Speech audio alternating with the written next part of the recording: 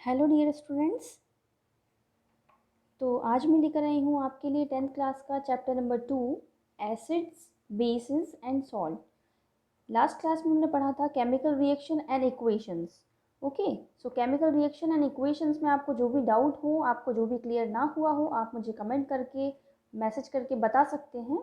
Okay, और जो इसमें एक्सरसाइज होती है, एक्सरसाइज में भी यदि कोई प्रॉब्लम आ रही हो आपको, तो आप मुझे कमेंट बॉक्स में कमेंट कर दीजिए, तो मैं उसके लिए आपको एक पीडीएफ प्रोवाइड कर दूंगी विद सॉल्यूशन। ओके, तो आपको कोई प्रॉब्लम नहीं जाएगी। सो आज हम स्टार्ट करते हैं एसिड्स, बेसिस एंड सॉल्ट्स। सो सब फर्स्ट ऑफ ऑल हम देखते हैं एसिड्स होते क्या हैं। एसिड्स जो होते हैं उनके कैरेक्टरिस्टिक्स क्या होते हैं, उनको हम कैसे पहचान सकते हैं, वो होते क्या है एक्चुअली, वो हम आज पढ़ते हैं। एसिड्स होंगे these are the substances which have sour in test. मतलब जो ये एसिड्स होते हैं वो क्या होते हैं, वो सब्सटेंस होते हैं, ऐसे सब्सटेंस होते हैं जो कि खट्टे होते हैं। ओके, तो उनको हम एसिड्स कहेंगे। They turns blue litmus solution to red. तो ये क्या करते हैं, ये ब्लू लिटमस सोल्यूशन जो होता है उसको रेड में कन्वर्ट कर देते हैं। Okay, they give H ions in aqueous solution. H ions को एक्वस सोल्यूशन में क्या करेंगे, ये देते हैं H ions in aqueous solution. Aqueous solution में ये एच आयंस देते हैं। Okay, acid corrode metals. Acid जो होता है वो क्या करता है, मेटल्स को ख़राब कर देता है, मीन्स जंग लगा देता है। मेटल्स क्या होते हैं, जैसे हमने लास्ट क्लास में पढ़ा था कि आयरन जो होता है उसमें जंग लग जाती है ना। तो उसी टाइप से जो एसिड्स होते हैं वो क्या करते हैं, हमारे जो मेटल्स होते हैं उनको ख़राब कर देते हैं, जंग लगा देते हैं, कॉरोड कर देते हैं। तो यहाँ पे हम एक्सपेरिमेंट देखेंगे। यहाँ ये लेमन हमने लिया है और ये हमने लिया है ब्लू लिटमस पेपर, तो इसने इसको रेड में टर्न कर दिया। आप देख सकते हैं इसको क्लियरली। ओके, इसको देख लीजिए आप, ये इसने ब्लू लिटमस को रेड में कन्वर्ट कर दिया। सो दिस इज़ द, ये क्या कहेंगे हम इसको, ये एसिड्स का एक कैरेक्टरिस्टिक है कि ये ब्लू लिटमस को आपका रेड लिटमस में कन्वर्ट कर देता है। ओके, तो ये आपका क्वेश्चंस आते हैं कि एसिड्स जो है ब्लू लिटमस को कौन कन्वर्ट करता है रेड में, या रेड लिटमस को कौन करता है ब्लू में। तो इस टाइप के आपको क्वेश्चंस बनते हैं फिलिप्स में, या फिर इस टाइप से क्वेश्चन जो आते हैं 1 मार्क के, है ना। तो ये छोटे छोटे चीज़ हमें बहुत ज़्यादा मार्क्स दिला देती हैं। तो क्या है, इनको चीज़ों को याद रखिएगा, इनमें बहुत कन्फ्यूजन होता है। तो एसिड जो होता है हमारा क्या करता है, ब्लू लिटमस को रेड में कन्वर्ट करता है। ओके, याद रखिएगा। ये लेमन के एग्जाम्पल, इस पिक्चर को आप यदि याद रख लेंगे तो आप हमेशा कभी नहीं भूलेंगे कि क्या होता है। ओके, देन इसके एग्जांपल्स देखेंगे हम। स्ट्रॉन्ग एसिड्स, स्ट्रॉन्ग एसिड में हम देखेंगे HCl। HCl मीन्स क्या होता है, हाइड्रोक्लोरिक एसिड, जो कि हमारे स्टमक में भी रिलीज होता है for the digestion process. Weak acids, weak acids होंगे acetic acid, oxalic acid, citric acid. तो ये क्या होते हैं, ये हमारे होते हैं वीक एसिड्स। ओके, देन फिर ये देखेंगे हम कंसनट्रेटेड। ये देखा हमने यहाँ पे कि ये मेन पॉइंट्स लिखे हुए हैं, कंसनट्रेटेड एसिड एंड डाइल्यूट। तो इन चीज़ों को लिए आप समझ सकते हैं, ये मैं आपके लिए समझाना चाहती हूँ क्योंकि ये चीज़ें बुक में नहीं लिखी हुई हैं, लेकिन ये आपको बहुत काम की चीज़ें हैं। तो ये कंसनट्रेटेड जो यहाँ चीज़ लिखी हुई है, उसके लिए मैं आपको बताऊँगी कि कंसनट्रेटेड एसिड क्या होता है और डाइल्यूट एसिड क्या होता है। तो देखिए, यहाँ मैं बताती हूँ। जैसे कि यहाँ हमने लिया एक बीकर। ओके, यहाँ हमने देखा कि ये लिया है हमने 1 ml एसिड एंड प्लस कितना ml बचा, क्या 9 ml वाटर। ओके, तो 9 ml वाटर हो गया। तो ये हमारा सॉल्यूशन जो रहेगा, ये जो टोटल अमाउंट जो सॉल्यूशन बनेगा 10 ml का, वो क्या रहेगा, कैसा सॉल्यूशन रहेगा, डाइल्यूट और कंसनट्रेट। जहाँ पे एसिड का अमाउंट जो रहेगा वो कम रहेगा और वाटर का अमाउंट ज़्यादा रहेगा, वहाँ उस सॉल्यूशन को हम कहेंगे, या उस एसिड को हम कहेंगे, वो एसिड कहलाएगा कंसनट्रेट या concentrate solution. Sorry sorry sorry sorry, concentrate नहीं रहेगा, ये डाइल्यूट सॉल्यूशन रहेगा। जहाँ वाटर का अमाउंट ज़्यादा रहे और एसिड का अमाउंट जो है वो कम रहे, उसको हम कहेंगे dilute acid. Okay, next one, फिर हमने यहाँ एक पी कर लिया। यहाँ इसमें हमने देखा कि amount of acid is high, means acid का अमाउंट जो है वो कितना रहेगा, 9 ml हो गया हमारा, प्लस वाटर का जो अमाउंट है वो रहा हमारा कितना, 1 ml.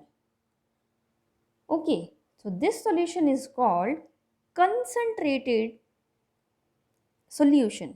Okay, so difference between concentrate and dilute is concentrated solution or dilute solution या acid. That is the difference. Okay, आया समझ में? concentrate means जहाँ पे एसिड का अमाउंट ज़्यादा हो तो वो कंसनट्रेट सॉल्यूशन कहलाएगा, एंड डाइल्यूट जहाँ वाटर का अमाउंट ज़्यादा हो वो हमारा कहलाएगा dilute acid. Okay, then bases. What about the bases? You know the bases, what is the characteristics, features? So these substances are bitter in taste. means जो ये bases जो होते हैं वो क्या रहेंगे, कड़वे रहते हैं स्वाद में. ओके, तो टेस्ट में जो रहेंगे क्या रहेंगे, ये कड़वे होते हैं. They turns red litmus to blue, और ये क्या करते हैं, रेड लिटमस पेपर को ये ब्लू में कन्वर्ट कर देते हैं. Okay, then they gives OH ions in a solution. वो H ions देते हैं और ये OH ions देते हैं. सोपी इन टच, इनको हम टच करके भी पहचान सकते हैं कि सोपी इन टच, जिस टाइप से अपना जो सोप रहता है वो हैंड वॉश रहेगा, सोप रहेगा, तो ये सारी जो चीज़ें होती ना उस टाइप से जो बेसिस रहेगा इनका कैरेक्टरिस्टिक्स होता है, physical characteristic. Okay, examples of basis. इस एग्जाम्पल्स यहाँ पे हमने ये देखते हैं कि ये जो सोप है यहाँ पे हमने रेड लिटमस लिया है, रेड लिटमस को इसने ब्लू में कन्वर्ट कर दिया है. So this is the example of the bases for experiment. Okay, then examples of bases. Example में देखिए स्ट्रॉन्ग बेसिस क्या होते हैं, NaOH, sodium hydroxide, potassium hydroxide and calcium hydroxide. Okay, KOH and CaOH2. Weak acid होते हैं NH4OH. Then alkalis क्या होते हैं, these are the bases soluble in water like NaOH. मतलब ये जो अल्कलाइज जो होते हैं वो क्या कहलाएंगे आपके, ये जो कुछ बेसिस होते हैं, बेसिस का सॉल्यूशन होता है, ये क्या करते हैं, सॉल्यूबल हो जाते हैं वाटर में, जैसे कि हमारा NaOH. ठीक है, तो ये रहेंगे हमारे बेसिस के कैरेक्टरिस्टिक्स. अब हम देखते हैं कि इंडिकेटर्स क्या होंगे. इंडिकेटर्स जो होते हैं कुछ इंडिकेट, अब जैसे कि हम इसकी वर्डिंग से ही समझ सकते हैं, इंडिकेटर मीन्स इंडिकेट करना. ठीक है, जैसे कि हम एक एग्जांपल लेंगे, जो हमारी गाड़ी में होते हैं, हमने कहा इंडिकेटर दे दो तो सामने वाले को समझ में आ जाए कि हाँ ये कहाँ जाने वाले हैं, राइट साइड या लेफ्ट साइड, है ना. एक छोटा सा एग्जाम्पल लेके देखते हैं. तो उसी टाइप से केमिस्ट्री में जो केमिकल्स होते हैं वो ही क्या करते हैं, इंडिकेटर्स का काम करते हैं. Then there are the substances that changes color smell in different type of substances. अब केमिकल्स क्या होंगे, लाइट जला के तो बता नहीं सकते ना कि भाई आपको हम क्या कर रहे हैं क्या नहीं कर रहे हैं, है ना. तो उसमें हम क्या देखेंगे कि जो सब्सटेंस होते हैं वो क्या करते हैं, कलर चेंज करके या स्मेल्स के थ्रू जो इंडिकेट करते हैं कि ये सब्सटेंस कौन सा है ना. उसको हम डिटेक्ट कैसे करेंगे. सो टाइप्स ऑफ इंडिकेटर्स होते हैं नेचुरल इंडिकेटर्स. मैं आपको बहुत ही शॉर्ट फॉर्म में पूरा चैप्टर बहुत ही इजीली, आप यदि ये वीडियो देखकर सारा चैप्टर इसके बाद आप टेक्स्ट बुक में जाके और जब रीड करेंगे तो आपको लगेगा कि मुझे सारा कुछ बहुत अच्छे से पता है ना. तो इसीलिए आप ये सारी वीडियो बहुत अच्छे से बहुत ध्यान से देखिए, बहुत इजीली, बहुत बिल्कुल रिलैक्स कर दीजिए अपने माइंड को, कुछ भी टेंशन नहीं है, बहुत अच्छे से आप इसको कैप्चर कर पाएंगे सारे नॉलेज को. और आप एक बार देख लेंगे तो मैं गारंटी देती हूँ कि आप यहाँ से भूल नहीं सकते, है ना. तो टाइप्स ऑफ इंडिकेटर्स देखेंगे हम. Natural indicators, those indicators found in nature by plants called natural indicators. तो नेचुरल इंडिकेटर्स क्या होते हैं, जो कि हमारे प्लांट से मिलते हैं, तो वो कहलाएंगे नेचुरल इंडिकेटर्स. एग्जाम्पल देखेंगे इसमें, लिटमस हो गया और टर्मरिक हो गया, 2 एग्जाम्पल्स हो गए. इसके बाद होते हैं सिंथेटिक इंडिकेटर्स. सिंथेटिक इंडिकेटर्स क्या कहलाएंगे, एक तो हो गया नेचुरल जो नेचर से प्राप्त होते हैं, और दूसरा सिंथेटिक जिनको कि हम बनाते हैं, है ना. तो these are the chemical substances prepared in laboratories. Means जो केमिकल सब्सटेंसेस रहेंगे जिनको लेबोरेटरी में बनाया जाएगा. कुछ चीज़ें नेचुरल होती हैं, कुछ चीज़ें सिंथेटिक होती हैं, जो कि हम बनाते हैं उनको कहेंगे सिंथेटिक, और जो नेचर के थ्रू प्राप्त होती है, मीन्स नेचर के थ्रू हमको मिलती हैं, वो कहलाएंगी हमारी नेचुरल इंडिकेटर्स. तो इसकी एग्जांपल देख लिया आपने. अब सिंथेटिक इंडिकेटर्स के हम एग्जांपल देखेंगे. फिनोफ्थेलिन हो गया, मिथिलीन ऑरेंज हो गया, है ना। तो ये दो जो सब्सटेंसेस एग्जांपल है सिंथेटिक इंडिकेटर्स का। फिनोल्फ्थालीन का बहुत यूज़ किया जाता है, मिथिलीन ऑरेंज का यूज़ किया जाता है बहुत सारे जो केमिकल्स होते हैं, एसिड्स होंगे, बेसिस होंगे, इनको आइडेंटिफाई करने के लिए। कि अब जैसे एक्सपेरिमेंट होगा आपका 10th क्लास में या 12th क्लास में या आगे भी चल के जो भी केमिस्ट्री लेते हैं, तो उनके लिए जो भी एक्सपेरिमेंट है वो करेंगे, तो कैसे करेंगे, उनको कैसे इंडिकेट होगा, किस टाइप से उनको पता चलेगा, तो उनके लिए ये इंडिकेटर्स बहुत ही हेल्पफुल होते हैं, है ना। तो फिनोल्फ्थालीन और मिथिलीन ऑरेंज, ओके। तो ये रहेंगे हमारे सिंथेटिक इंडिकेटर्स। थर्ड वन है हमारा ऑल्फैक्टरी इंडिकेटर्स। ऑल्फैक्टरी इंडिकेटर्स जैसे कि हम समझते हैं टर्म से कि these substances have different order in acids and bases। तो ये जो सब्सटेंस रहेंगे मीन्स ये क्या होंगे, नेचुरल तो रहेंगे नहीं। तो ये जो सब्सटेंसेस रहते हैं ये क्या करते हैं, ऑर्डर देते हैं एसिड्स को पहचानने के लिए, एसिड्स या बेसिस को पहचानने के लिए। मतलब यदि हमने किसी एसिड्स को, यदि हमने उसमें ऐड किया इंडिकेटर्स को, तो वो किस टाइप से देगा हमको, उसकी ऑर्डर से हमको समझ में आएगा कि ये कैसी स्मेल देता है, इसमें स्वीट स्मेल देगा या किस टाइप की स्मेल जो हमको देता है वो हमको पता चलता है। जैसे कि एग्जांपल देखेंगे हम clove oil and vanilla essence. Vanilla essence तो बहुत ही अच्छे से आप लोगों ने देखा होगा, है ना, कि केक्स वगैरह में, बेकरीज़ में और आइसक्रीम्स वगैरह में बहुत ज़्यादा यूज़ होता है। और घर में भी देखा होगा आपने कि इसकी स्मेल जो है बहुत तेज़ जो है आती है, अगर जहाँ पे भी बन रहा हो कुछ ऐसी चीज़ें, तो बहुत जल्दी हम स्मेल कर देते हैं। तो इसको कहेंगे हम ऑल्फैक्टरी, कि वो पहले ही इंडिकेट कर देती है। ये क्या होती है, जब हीट करती है ना वेनिला एसेंस हम डालते हैं केक में, जब ये हीट करता है तो और ज़्यादा स्मेल प्रोड्यूस करता है ना। तो ये कहलाएंगे हमारे इंडिकेटर्स। देन फिर है chemical properties of acids and basis. तो अब केमिकल प्रॉपर्टीज़ देखेंगे हम एसिड्स की और बेसिस की। सो हम फर्स्ट ऑफ ऑल देखेंगे reaction of metals with acid and base. तो मेटल्स के साथ ये किस टाइप से रिएक्ट करते हैं, क्या ये फॉर्म करते हैं, किस जो जो हमें प्रोडक्ट, अब जैसे लास्ट उसमें हमने पढ़ा था चैप्टर में कि केमिकल इक्वेशंस पढ़ी थी, वहाँ हमने देखा था कि किस टाइप से केमिकल इक्वेशन होती हैं, क्या देती हैं, उसमें क्या होता है, प्रोडक्ट होता है ना, प्रोडक्ट हमको मिलता है रिएक्टेंट से। तो ये हमें देखते हैं। अब ये आगे चल के धीरे धीरे आपको थोड़ा सा ग्रो होती जाएंगी ये सारी चीज़ें। सो एसिड्स देखेंगे हम, एसिड्स प्लस मेटल मीन्स जब एसिड मेटल से रिएक्ट करता है तो क्या प्रोड्यूस करता है, सॉल्ट प्लस हाइड्रोजन। क्या बनाएगा, ये सॉल्ट बनाएगा और हाइड्रोजन गैस रिलीज करेगा।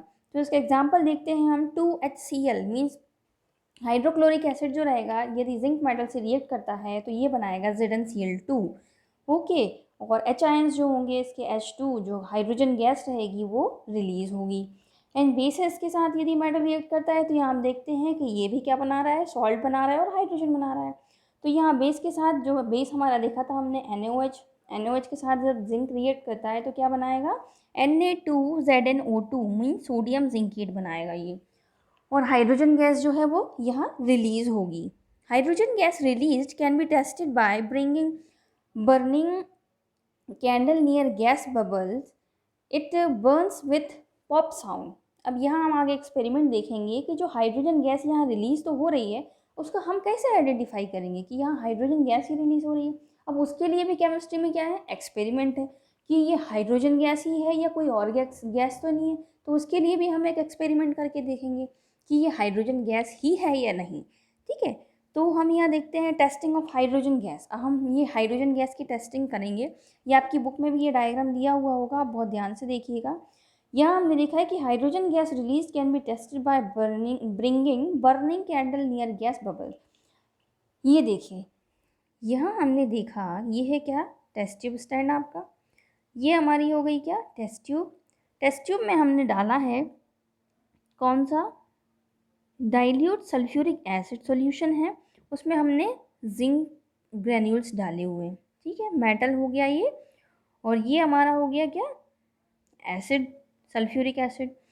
तो ये हमने डाला जैसे ही, तो यहाँ हमने कॉर्क से इसको लगा दिया है, और यहाँ ये जो है डिलीवरी ट्यूब, यहाँ हमने एक यहाँ पे सोपी सॉल्यूशन है, सोपी सॉल्यूशन में क्या होगा, ये जा रही है डिलीवरी ट्यूब। तो क्या होगा, जैसे ही हमें सल्फ्यूरिक एसिड जो रहेगा उसमें हमने जिंक ग्रैन्यूल्स डाले, तो ये क्या करता है, रिएक्शन करता है ये, जैसे कि आपने अभी लास्ट उसमें देखा कि ये क्या प्रोड्यूस करता है, जब एसिड के साथ या बेस के साथ जब भी मेटल्स रिएक्ट करता है तो क्या बनाता है, हाइड्रोजन गैस जो है वो रिलीज़ करता है। अब जो हाइड्रोजन गैस यहाँ बनेगी वो किसके थ्रू, इस पाइप के थ्रू, ये जो ट्यूब है इसके थ्रू यहाँ आएगी और ये गैस रिलीज़ होगी। अब जो ये गैस रिलीज़ हुई है तो इसको हम टेस्ट करेंगे कैसे, एक बर्निंग कैंडल जो है वहाँ पे हम रखेंगे। अब जैसे ही वहाँ से हाइड्रोजन गैस निकलती है तो क्या होगा, एक पॉप साउंड प्रोड्यूस होगा, burning of hydrogen gas with a pop sound. तो हाइड्रोजन गैस जो है वो जलेगी किसके थ्रू, एक पॉप साउंड प्रोड्यूस करेगी। जैसे कि आप यहाँ देख रहे हैं डायग्राम में, ये स्पार्कल टाइप का ये हो रहा है यहाँ पे। तो ये कहलाएगा क्या, हमारा टेस्टिंग ऑफ हाइड्रोजन। तो इससे हमने हाइड्रोजन गैस को जो है वो टेस्ट किया कि वो हाइड्रोजन गैस ही वहाँ से रिलीज हो रही है। आया समझ। Next, reaction of metal carbonate, metal hydrogen carbonate with. अब रिएक्शन ऑफ मेटल कार्बोनेट हम देखेंगे यहाँ पे, एसिड्स के साथ मेटल प्लस मेटल कार्बोनेट और मेटल हाइड्रोजन कार्बोनेट। यदि हाइड्रोजन कार्बोनेट और मेटल हाइड्रोजन कार्बोनेट के साथ ये रिएक्ट करता है एसिड, तो क्या प्रोड्यूस करेगा, तो इसके थ्रू हमको मिलता है यहाँ क्या, सॉल्ट मिलेगा प्लस CO2 प्लस H2O। ठीक है, लास्ट हमने देखा था कि मेटल्स के साथ सिर्फ रिएक्ट करता है तो हमको क्या मिलता है, सॉल्ट मिलेगा और H2 गैस जो है वो रिलीज होगी, है ना। और यहाँ हम देखते हैं मेटल कार्बोनेट या मेटल हाइड्रोजन कार्बोनेट के साथ जब भी ये एसिड रिएक्ट करेगा तो हमको क्या मिलता है, salt plus CO2 plus H2O। Okay, ये तीन चीज़ें हमें प्रोडक्ट में यहाँ पे प्राप्त होंगी। एग्जाम्पल देखेंगे हम, 2HCl हाइड्रोजन क्लोराइड जो है वो, then Na2CO3, then they give 2NaCl sodium chloride plus CO2 plus H2O। ठीक है, ये हमको यहाँ पे देता है। देन नेक्स्ट एग्जाम्पल देखिए हमने बेसिस का। अब ये बेसिस के साथ जब रिएक्ट करेगा तो क्या बनाएगा, मेटल्स कार्बोनेट या metal hydrogen carbonate can not react with basis. ये मेटल हाइड्रोजन कार्बोनेट के साथ या मेटल कार्बोनेट के साथ बेसिस जो होते हैं वो रिएक्ट नहीं करते हैं। Okay, so CaOH2 plus CO2 will give CaCO3 plus H2O. Okay, no reactions. Lime water turns milky when carbon dioxide passes through it. यदि लाइम वाटर जो रहता है, लाइम वाटर क्या करता है, turns milky when carbon dioxide passes through it. यदि carbon dioxide जो रहेगी हमारी, वो यदि हम लाइम वाटर के साथ उसको रिएक्ट कराएंगे तो ये मिल्की कलर, जो मिल्क का जो कलर होता है उसमें कन्वर्ट हो जाती है। When excess CO2 passes the milkness disappear. यदि हम ज़्यादा CO2 पास करेंगे तो क्या होगा, जो मिल्की जो कलर हमारा आया था वो मिल्कनेस क्या होगी, डिसअपीयर हो जाएगी। Okay, then testing of CO2। अब वहाँ हमने देखा था कि हाइड्रोजन का टेस्टिंग किया था, यहाँ हम देखेंगे कि कार्बन डाइऑक्साइड का टेस्टिंग किस टाइप से करेंगे। Okay, so CO2 can be tested by passing it through lime water. अब यहाँ हम देखेंगे लाइम वाटर के थ्रू कैसे टेस्ट करेंगे, जैसे कि अभी लास्ट में मैंने समझाया है। सो यहाँ पे लाइम वाटर है प्लस उसको हमने CO2 पास कराई, तो यहाँ क्या हुआ, हाइड्रोजन वाटर मॉलिक्यूल्स हमको मिले। Lime water turns milky when carbon dioxide passes through it. तो मिल्की कलर में जो है वो टर्न हो जाएगा ये लाइम वाटर। देन इसके बाद when excess CO2 passes the milkness disappear. जब ज़्यादा कार्बन डाइऑक्साइड यदि हम पास कराएंगे तो क्या होगा, लाइम वाटर से ये कन्वर्ट हो जाएगी, उसकी जो मिल्की जो कलर उसमें आया था वो उसको डिसअपीयर हो जाएगा। So that is the testing of CO2। Then reaction of acid and bases with each other. यदि रिएक्शन एसिड और बेस, अभी तक तो हम देख रहे थे कि मेटल के साथ या मेटल हाइड्रोजन या मेटल हाइड्रोजन कार्बोनेट हाइड्रोजन के साथ यदि रिएक्ट कर रहा था, अब हम देखते हैं कि यदि एसिड और बेसिस जो है दोनों यदि साथ में रिएक्ट करेंगे तो क्या बनाएंगे। यदि एसिड और बेस दोनों साथ में रिएक्ट करते हैं तो ये क्या बनाते हैं, सॉल्ट बनाते हैं और वाटर मॉलिक्यूल बनाते हैं। सो यहाँ पे एग्जांपल देखते हैं हमने देखा था मोस्ट रिएक्टिव वाली जो एसिड है वो है HCl and most reactive strong acid base जो है वो हमारा है NaOH। ठीक है, यदि इन दोनों को हम यदि रिएक्ट कराते हैं तो हमारे पास क्या मिलता है, NaCl। Sodium chloride plus H2O। Okay, water और सोडियम क्लोराइड का मॉलिक्यूल जो है हमको प्राप्त होगा यहाँ पे। Then neutralisation reaction. Neutralisation reaction क्या होती है? When an acid and basis react to form water and salt, इसको कहेंगे हम neutralisation reaction. Okay, it involves H ions and OH ions to generate water. So इसमें क्या होंगे, OH आयन और H आयन रहेंगे, वो क्या करेंगे, वाटर मॉलिक्यूल को जनरेट करते हैं। तो इसको हम कहेंगे क्या, यहाँ जैसे हम देख रहे हैं HCl है, यहाँ NaOH है, तो यहाँ हाइड्रोजन के 2 मॉलिक्यूल्स है, यहाँ हो गया H2, और यहाँ ऑक्सीजन का है, तो मतलब ये H आयंस और ये OH आयंस, ये दोनों मिलकर क्या बनाते हैं यहाँ पे, वाटर मॉलिक्यूल। तो इस रिएक्शन को हम कहेंगे neutralization reaction. Then reaction of metallic oxide with acid. अब जो मेटेलिक ऑक्साइड होती हैं उनको यदि हम एसिड्स के साथ रिएक्ट कराते हैं तो इन सब चीज़ों को आप बहुत ही क्लियरली आप समझ सकते हैं। यदि इनको बहुत ही ध्यान से अगर आपने एक बार रिवाइज कर लिया तो आप ये सारी चीज़ें गारंटीड आप कभी नहीं भूलेंगे। और एक बार ये वीडियो समझने के बाद आप एक बार, मैं आपको एक प्रेफर करूँगी कि आप एक बार NCERT का जो चैप्टर नंबर 2 है उसको आप रीड करें, क्योंकि इसमें से जो भी आपको फिर डाउट आता है या जो भी आपको क्वेश्चन रेज होता है तो वो आप मुझे कमेंट बॉक्स में लिख कर कहें, ताकि मैं आपको उसको सोल्यूशन प्रोवाइड कर सकूँ। Reaction of metallic oxide with acids. Okay, so metallic oxides are basic in nature like MgO, CaO etcetera. So magnesium oxide हो गया, कैल्शियम ऑक्साइड हो गया, तो मेटेलिक ऑक्साइड जो हैं बेसिक होते हैं नेचर में। Then metallic oxide plus acids के साथ जब मेटलिक ऑक्साइड रिएक्ट करते हैं तो भी क्या बनाएंगे, सॉल्ट बनाएंगे और वाटर मॉलिक्यूल्स को प्रोड्यूस करते हैं। तो प्रोडक्ट में हमको सॉल्ट प्लस H2O ही मिलता है। तो ये आपको क्वेश्चन रेज हो सकते हैं कि यदि मेटलिक ऑक्साइड के साथ एसिड रिएक्ट करते हैं तो हमें क्या मिलता है, क्या फॉर्म होता है, यदि बेस के साथ रिएक्ट करते हैं तो क्या होता है, मेटल्स के साथ जब एसिड को रिएक्ट करते हैं तो क्या होता है। तो ये सारी चीज़ें आप बहुत ही क्लियरली से समझ सकते हो। इस वीडियो को बहुत ही ध्यान से देखिएगा और बहुत अच्छे से इसको समझ लीजिएगा, तो आप कभी नहीं भूलेंगे। सो एक इसका एग्जांपल देखेंगे हम मेटलिक ऑक्साइड और प्लस एसिड्स के रिएक्शन का। तो यहाँ देखेंगे हम CaO plus 2HCl will give CaCl2 plus water molecule calcium chloride. Okay, so reaction of non metallic oxide with basis. अब यदि बेसिस के साथ नॉन मेटलिक ऑक्साइड जो है वो रिएक्ट करेगा तो क्या बनाता है यहाँ पे, वो भी क्या बनाएगा, सॉल्ट बनाएगा plus H2O molecules. Non metallic oxides are acidic in nature. जो नॉन मेटलिक ऑक्साइड होती हैं वो क्या रहेंगी, acidic in nature. Okay, then इसका एग्जांपल देख लेंगे हम। CaOH2 plus CO2 will give CaCO3 plus H2O। Okay, what do all acids and basis have in common. So हम देखेंगे यहाँ पे कि ऑल एसिड्स और सारे एसिड्स और सारे बेसिस, इन सब में कॉमन क्या होता है, जिससे कि हम आइडेंटिफाई कर सकें कि ये एसिड है और ये बेस है। तो all acids have H ions in common. तो सारे एसिड जो होते हैं उनमें सब में क्या होता है, H आयंस कॉमन होता है, और बेसिस जो होते हैं उनमें OH आयंस कॉमन होता है।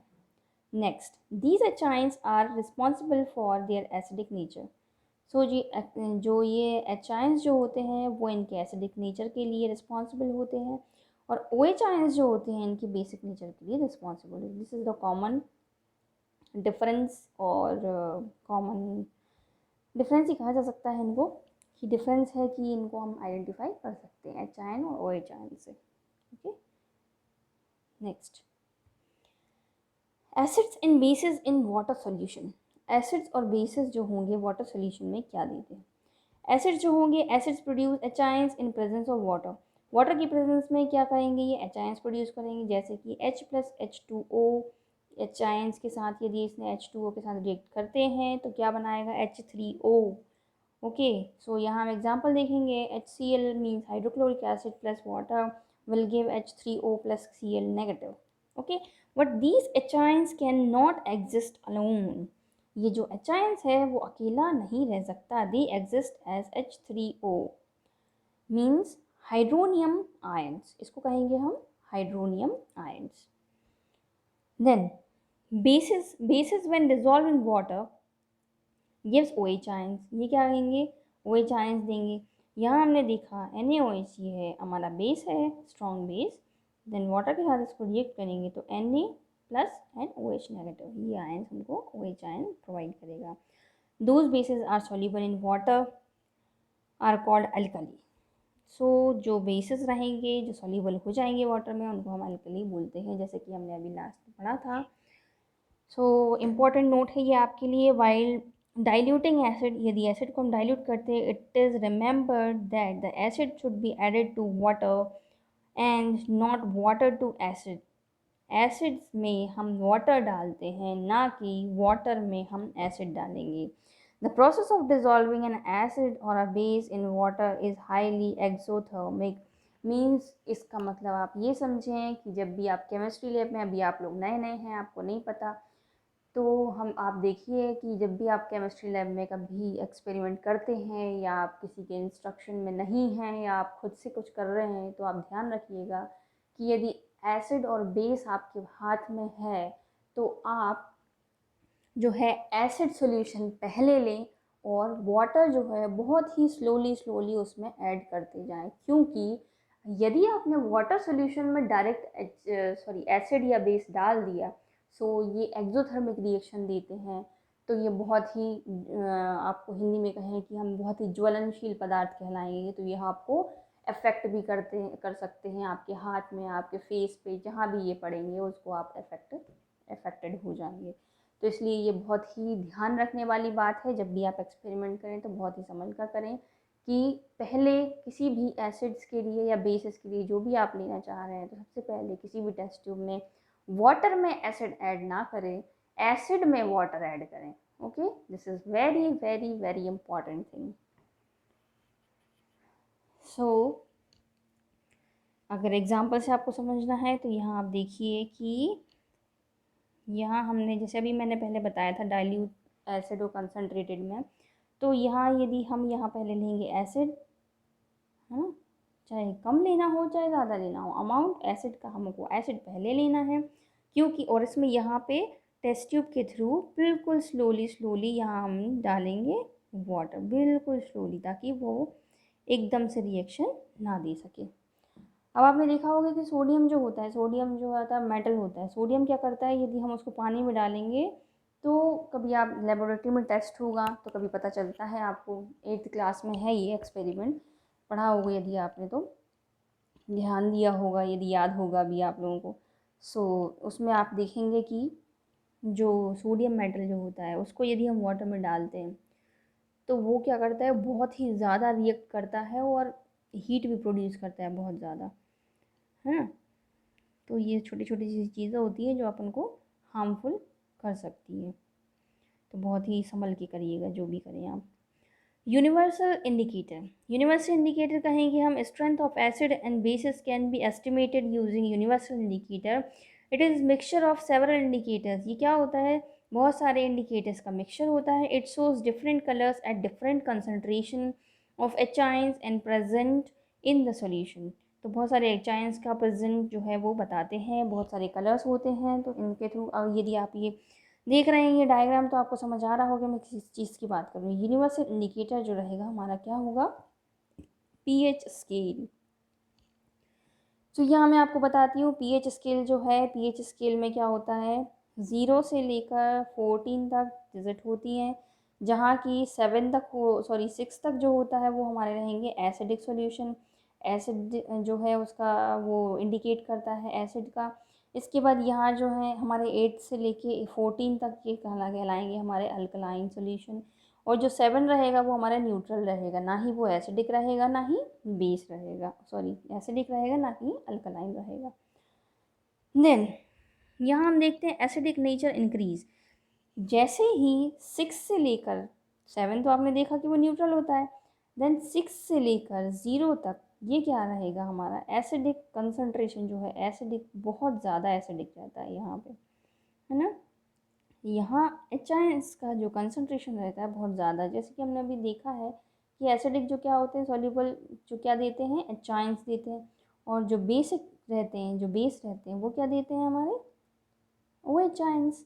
तो यहाँ एच आयंस का आप देख रहे हैं लेवल जो है, यहाँ धीरे धीरे यहाँ तो बहुत ज़्यादा 0 पे तो बहुत ज़्यादा एच आयंस हैं तो ये क्या रहेगा, बहुत ही ज़्यादा एसिडिक रहेगा। फिर धीरे धीरे धीरे जो है हमारा हाइड्रोजन एच आयंस का लेवल जो है वो कम होता जा रहा है। ओके, यहाँ की ये न्यूट्रल हो गया, न्यूट्रल में दोनों में बराबर है। देन फिर यहाँ हम देखेंगे कि यहाँ एच आयंस का जो कंसनट्रेशन बहुत लो होता जा रहा है, ओ एच आयंस का बढ़ता जा रहा है। तो ये रहेगा हमारा basic concentration. Decrease in H ions वो रहेगा concentrate, decrease in H ions concentrate, decrease in H ions concentrate, decrease in H ions sorry increase in H ions concentrate. यहाँ पे इंक्रीज हो रहा है एच आयंस का, ये है कंसनट्रेशन, एच आयंस कंसनट्रेट यहाँ इंक्रीज हो रहा है और यहाँ एच आयंस का कंसनट्रेशन जो है वो डिक्रीज हो रहा है। यहाँ ओ एच आयंस का जो है वो इंक्रीज हो रहा है। सो नेक्स्ट देखते हैं हम पीएच स्केल क्या होता है। ये आपको मैंने समझा दिया है कि पीएच स्केल में जो है हमारी 0 से लेकर 14 तक इसकी वैल्यूज़ होती हैं। इसमें डिफरेंट कलर्स होते हैं।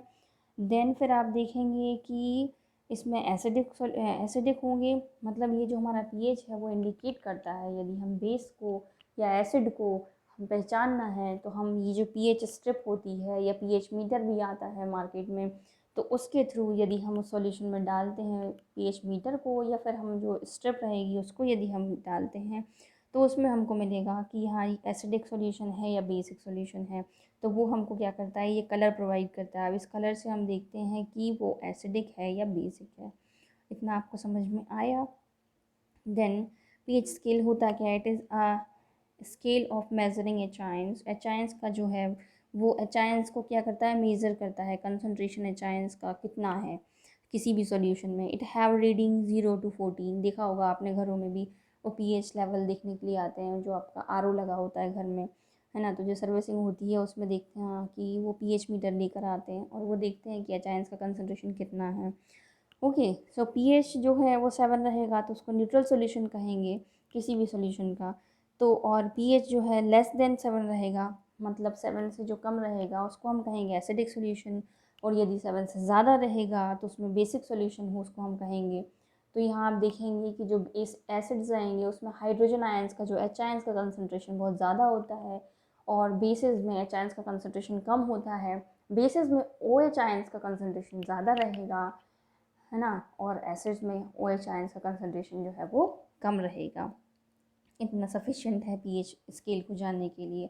अब जो है इम्पोर्टेंस है जो पीएच की इस एवरीडे लाइफ में वो क्या रहेगी, वो आप देखें इनमें से बहुत सारे क्वेश्चंस रेज होते हैं, है ना, कि न्यूट्रल सॉल्यूशन का कितना पीएच रहेगा, तो न्यूट्रल सॉल्यूशन कितना रहेगा, 7 रहेगा, है ना। अब body works between pH 7 to 7.8। हमारी बॉडी जो है वो वर्क करती है 7 से 7.8 के बीच में। Plants and animals are pH sensitive. Plants और एनिमल्स जो होते हैं पीएच सेंसिटिव होते हैं, उनके लिए अलग अलग प्लांट के लिए या उनकी ग्रोथ के लिए जो है डिफरेंट डिफरेंट टाइप का पीएच स्केल जो है उनको पीएच बहुत ही अलग अलग तरह का, अलग अलग प्लांट्स के लिए उनके लिए बहुत सेंसिटिव होते हैं। यदि हाई पीएच की चीज़ें यदि उसमें सॉल्यूशन डाल दिया आपने तो वो प्लांट मर सकता है। Then our stomach produce HCl। हमारा स्टमक जो होता है वो HCl प्रोड्यूस करता है।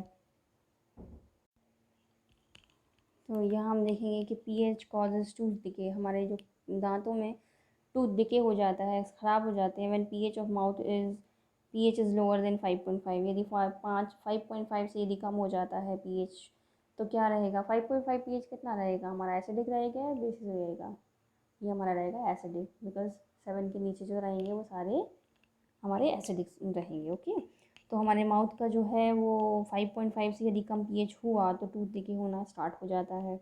The pH of rain is less than 5.6। PH जो है वो रेन का 5.6 होता है, it is called the acid rain. यदि रेन का जो है पीएच, जो भी नॉर्मल बारिश होती है, यदि उसका पीएच यदि कम हो जाता है या 5.6 होगा तो उस रेन को हम कहेंगे एसिड रेन। यदि 5.6 से कम रहेगी रेन का पीएच तो उसको हम एसिड रेन कहेंगे। Bee sting leaves on acid.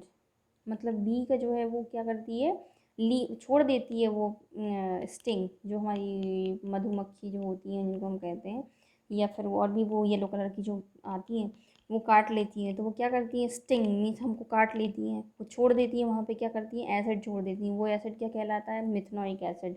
ये भी आपका क्वेश्चन है बहुत अच्छा, ये बन सकता है। Which causes pain to get over this pain we have to apply baking soda. तो क्या होता है, जो वो स्टिंग कर देती हैं तो जो मिथेनॉइक एसिड जो है वो प्रोड्यूस होता है हमारी उसमें उसमें जो उसकी स्टिंग रहती है उसमें मिथेनॉइक एसिड रहेगा, तो वो क्या करती है, स्वेलिंग कर देगी या पेन करती है बहुत ज़्यादा। तो यदि हम उसमें बेकिंग सोडा रहेगा उसको यदि हम उस एरिया पे लगा लेते हैं तो हमको पेन में रिलीफ मिलता है। तो ये थी कुछ एवरीडे लाइफ की बहुत सी छोटी छोटी सी चीज़ें, ये आपको यही सारी चीज़ें पीएच में और ज़्यादा चीज़ें नहीं होती, ये सारी चीज़ें आपको पूछ सकते हैं और ये अभी नहीं है, जीके में भी आपके लिए बहुत ही इंपॉर्टेंट क्वेश्चन है ना। तो ये आप याद रखिएगा, बहुत ही टूट दिखे वाला ये क्वेश्चन कई बार आ भी चुका है। देन फिर देखेंगे हम सॉल्ट्स। तो salts is an ionic compound formed in neutralization reaction. तो जो सॉल्ट्स होते हैं वो क्या रहेंगे, हमारे आयनिक कंपाउंड्स होते हैं और formed in neutralization reaction. Neutralisation reaction में देखा था वहाँ पर, है ना। तो एसिड और बेस जो है वो दोनों जो रिएक्ट करेंगे तो क्या बनाते हैं, सॉल्ट बनाते हैं और H2O बनाते हैं। So calcium sorry chemicals from salts. तो केमिकल जो होते हैं सॉल्ट्स के थ्रू जो हमको मिलते हैं वो रहेंगे sodium hydroxide, bleaching powder, baking soda, washing soda, plaster of Paris.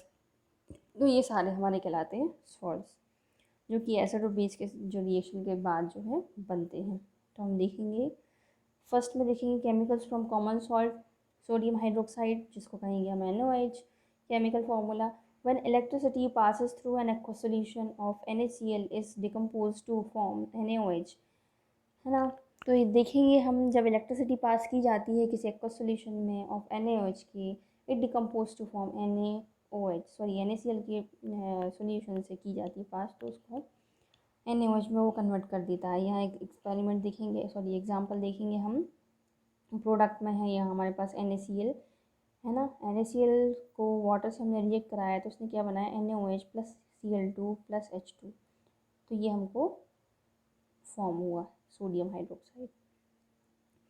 Then फिर यहाँ देखेंगे इसके यूजेस देखेंगे, इट यूज टू मेक इस, ये सारे जो सॉल्ट्स हैं ये सॉल्ट्स वेरी इंपॉर्टेंट हैं आपके एग्ज़ाम के लिए।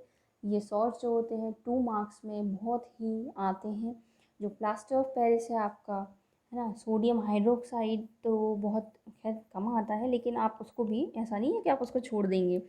Bleaching powder, baking soda, washing soda, plaster of Paris, इनके जो है वो फॉर्मूले ये जो मैंने लिखे हुए हैं यहाँ पे, आप इन फॉर्मूलों को बिल्कुल एकदम याद कर लीजिए, बिल्कुल कहना चाहिए कि रट लीजिए। रटने से तो फिर भी मैं नहीं कहूँगी रटने को, आपको समझने को ही कहूँगी। लेकिन आप इनके रिएक्शंस और इनके फॉर्मूले, केमिकल फार्मूला और इनका यूजेस, ये 3 चीज़ें यदि आपने कर ली तो आपका जो इस चैप्टर में से जो भी सॉल्व आपके पास आएगा वो आप उसके मार्क्स आपको कट टू कट पूरे मिलेंगे और ये आपके लिए बेनिफिशियल रहेगा। सोडियम हाइड्रोक्साइड के हम देखते हैं uses. It use to make soap and detergent. इसको हम यूज़ करते हैं किस में, सोप और डिटर्जेंट के फॉर्मेशन में। It use in paper manufacturing, it uses in oil refining, it use in PVC manufacturing, also used as pesticides. तो इसका यूज़ जो है इतनी सारी इंडस्ट्रीज़ में होता है और लेबोरेटरी में तो फिर आप लिख ही सकते हैं। जो सारे सॉल्ट्स हैं इन सारे सॉल्ट्स का आप लेबोरेटरी में यूज़ तो लिख ही सकते हैं। एक कॉमन चीज़ जो मैं आपको बता दूँ, ओके। देन सेकेंड वन है ब्लीचिंग पाउडर। ब्लीचिंग पाउडर का फॉर्मूला है CaOCl2। Okay, it is produced by the action of chlorine on dry slagged lime. Dry slagged lime, ये रिएक्शन आप देख सकते हैं यहाँ। इस रिएक्शन को आप बिल्कुल नोट कर लीजिएगा, इसे याद कर लीजिएगा। ये रिएक्शन आपको आते हैं कि ब्लीचिंग पाउडर जो है वो कैसे फॉर्म होता है, इसका केमिकल फॉर्मूला क्या होता है और इसके यूजेस क्या होते हैं। सो हम देखेंगे अब इसके uses. Bleaching cotton and linen is textile industries. Cotton और लेनिन टेक्सटाइल इंडस्ट्रीज़ में इसका यूज़ होता है। Bleaching wood pulp is paper factories में इसका यूज़ होता है। Oxidizing agent in chemical industries में होता है। डिसइंफेक्टिंग ड्रिंकिंग वाटर, तो ड्रिंकिंग वाटर को जो है डिसइंफेक्ट करने के लिए ब्लीचिंग पाउडर का जो है वो यूज़ किया जाता है, उसको डिसइंफेक्टेंट से बचाने के लिए। ओके, नेक्स्ट वन है आपका बेकिंग सोडा, जिसका नाम कहते हैं हम सोडियम हाइड्रोजन कार्बोनेट। आपको मैं बताती हूँ, जो सॉल्ट सॉल्यूशन हम पढ़ रहे हैं यहाँ जितने भी पढ़ रहे हैं इन 4, 5, 6 जो भी हैं, तो उनको हम देखेंगे। आपके लिए मैं बहुत ही इंपॉर्टेंट चीज़ बताऊंगी, जो बेकिंग सोडा है, वॉशिंग सोडा है, या प्लास्टर ऑफ पेरिस है, NaOH है, इन सारे के आप नाम, chemical name, chemical equations and chemical formula and इनके यूजेस, ये 3-4 चीज़ें जो हैं वो आप बिल्कुल बिल्कुल इनको याद करके रखिए, क्योंकि एग्ज़ाम में आने ही वाले हैं। ओके, तो हम देखेंगे बेकिंग सोडा का जो नाम है सोडियम हाइड्रोजन कार्बोनेट, इसका फॉर्मूला है chemical NaHCO3। It formed when CO2 passes through sodium chloride. यदि जो एक्वस सोडियम क्लोराइड जो रहेगा उसके साथ यदि हम CO2 को पास कराएंगे, तो ये हमको मिलता है NH4Cl plus NaHCO3। It is mild non corrosive basic salt. Okay, when it is heated during cooking it form sodium carbonate and CO2 release. तो हम देखेंगे कि ये बेकिंग पाउडर, जो बेकिंग सोडा हम इसमें डालते हैं केक में, तो क्या होता है जब इसमें हीट हम at a time of cooking, जब हीट प्रोड्यूस होती है, हीट जब हम देते हैं उसको, तो ये क्या करता है, CO2 रिलीज़ करता है। CO2 रिलीज़ करता है जिसके थ्रू जो क्या होता है, केक जो हमारा स्पंजी होता है, स्पंजी नेचर का, तो वो किस लिए होता है, क्योंकि जो CO2 जो गैस होती है वो रिलीज़ होती है, और वो क्या करती है, उस पाउडर जो सॉल्यूशन जो हम केक का जो बैटर बनाते हैं उसको क्या करती है, स्पंजी करती है। ओके, तो इसलिए जो हाँ केक जो होता है बेकिंग सोडा डालने के बाद, उसमें केक में बेकिंग सोडा की बहुत ज़्यादा मतलब उसको बहुत ज़रूरी होता है इंग्रेडिएंट, ताकि वो क्या हो, स्पंजी हो वहाँ पर हमारा। ओके, यूजेस देखेंगे for making baking powder. Baking powder जो है उसको बनाने के लिए mixture of baking soda and tartaric acid इसमें मिलाया जाता है। When baking powder is heated और mixed with water, CO2 is produced when causes bread and cake to raise, making them softy and spongy. जैसा कि अभी मैंने बताया कि उसमें जैसे ही हम बेकिंग पाउडर या बेकिंग सोडा डालते हैं, तो वो क्या होता है, CO2 रिलीज़ करता है ऑन द हीटिंग, एंड वो क्या करता है, CO2 रिलीज़ करेगा, जिससे कि हमारा जो केक रहेगा वो सब स्पंजी हो जाएंगे। Okay, and ingredient in antacids, जो एंटासिड्स होते हैं उसमें भी ये इंग्रेडिएंट्स होता है। Used in soda acids fire extinguishers, जो फायर एक्सटिंग्विशर्स होते हैं उनमें भी इसका यूज़ होता है बेकिंग सोडा का। ये देखेंगे हम वॉशिंग सोडा। वॉशिंग सोडा का देखेंगे केमिकल फार्मूला है Na2CO3.10H2O। केमिकल नेम इसका रहेगा सोडियम कार्बोनेट डेकाहाइड्रेट। ओके, इसका रिक्रिस्टलाइजेशन होगा, आप sodium carbonate gives washing soda, ये वॉशिंग सोडा देता है रिक्रिस्टलाइजेशन की प्रोसेस के बाद। It is a basic salt. Okay, so इसका केमिकल रिएक्शन देखेंगे Na2CO3 प्लस 10H2O, जो टर्म मॉलिक्यूल वाटर के 10 मॉलिक्यूल्स जो होंगे रिएक्ट करेंगे, तो यहाँ बनाते हैं, यहाँ बनाएंगे हमारे Na2CO3.10H2O। ओके, यूजेस देखेंगे हम इसके in glass, soap, paper industries, manufacture और borax, cleaning agent of domestic purposes, for removing permanent hardness of water. Permanent hardness जो होगी वॉशिंग सोडा यदि डालते हैं तो उसको रिमूव करती है। नेक्स्ट देखेंगे हम प्लास्टर ऑफ पेरिस, जिसको POP कहते हैं, जो कि हमारे आप POP ये तो बहुत अच्छे से जानते होंगे कहाँ कहाँ यूज़ होता है। सो इसका केमिकल नेम देखेंगे हम कैल्शियम सल्फेट हेमीहाइड्रेट। इसके बाद केमिकल फार्मूला है CaSO4 half H2O। On heating gypsum, gypsum जो होता है यदि उसको हीट करते हैं हम कितने टेम्परेचर पे, ये टेम्परेचर आप बहुत अच्छे से याद रखिएगा, 373 केल्विन टेम्परेचर पे जो है, जो ये इसको रिएक्ट कराते हैं, जिप्सम को हम हीट करते हैं, इट लूजेज 1.5 मॉलिक्यूल्स। मीन्स ये क्या करेगा, इसके 2 मॉलिक्यूल्स ऑफ वाटर के होते हैं, ये 1.5 मॉलिक्यूल्स जो है वो रिलीज़ कर देता है। इसके बाद हमें ये प्रोड्यूस होता है यहाँ पे CaSO4, सॉरी यहाँ पे गलत हो गया है, 2H2O आ गया यहाँ पर, यहाँ आएगा half H2O। Okay, this is the formula. So आप इसको ठीक कर लीजिएगा, यहाँ पे ये गलत लिखा हुआ है, यहाँ हाफ H2O आएगा। It is a white powder and on mixing with water it changes to gypsum. ये वाइट पाउडर होता है, इसको हीट करते हैं तो ये यदि ये जो सोल्यूशन रहेगा प्लास्टर ऑफ पेरिस का, इसको यदि वाटर इसमें ऐड करेंगे इट चेंजेस टू जिप्सम, ये जिप्सम में चेंज हो जाएगा। यूज़ देखेंगे हम इसके, बहुत ही आपको नॉर्मल इसमें देखने मिल जाएंगे कि POP जो होता है वो doctors use POP for supporting fracture bones, fracture जब हो जाता है किसी को तो क्या प्लास्टर ऑफ पेरिस जो है उसको चढ़ा देते हैं ऊपर से। फॉर मेकिंग टॉयज़ जो हम देखते हैं कि बहुत सारे टॉयज़ होते हैं, मटेरियल्स होते हैं डेकोरेशंस के, उसमें भी ये प्लास्टर ऑफ पेरिस का यूज़ होता है। फॉर मेकिंग सरफेस स्मूदर, घरों में भी जो हम पेंट वेंट कराते हैं तो उससे पहले जो है स्मूथ करने के लिए सरफेस को, उसमें भी प्लास्टर ऑफ पेरिस का यूज़ होता है ना। तो इतना देखिए हम यहाँ आज हमने देखा चैप्टर में कि बेसिस क्या होते हैं, एसिड्स क्या होते हैं, सॉल्ट्स क्या होते हैं। तो बहुत ही ईजी है, बहुत शांत मन से इनको पढ़िएगा। इस वीडियो को देखने के बाद आप जो अपनी टेक्स्ट बुक है उसका चैप्टर पूरा रीड कीजिए, उसके एक्सरसाइज लगाइए। यदि नहीं आता है तो आप मुझे कमेंट बॉक्स में लिख सकते हैं, मैं आपको उसका PDF प्रोवाइड कर दूँगी। ओके, तो आपकी सारी सोल्यूशन जो जो भी प्रॉब्लम्स हैं वो सॉल्व हो जाएंगी, और बिल्कुल आप टेंशन नहीं लीजिए। और हाँ, एक चीज़ और कि आप सजेस्ट कर सकते हैं कि मैं नेक्स्ट कौन सा चैप्टर लूँ। ओके, तो आप बिल्कुल प्लीज़ बताइएगा। बाकी वॉच करने के लिए थैंक यू, और देखते रहिए इस चैनल को, और आपका जो भी सॉल्यूशन होगा आप इसमें से देखते जाइएगा।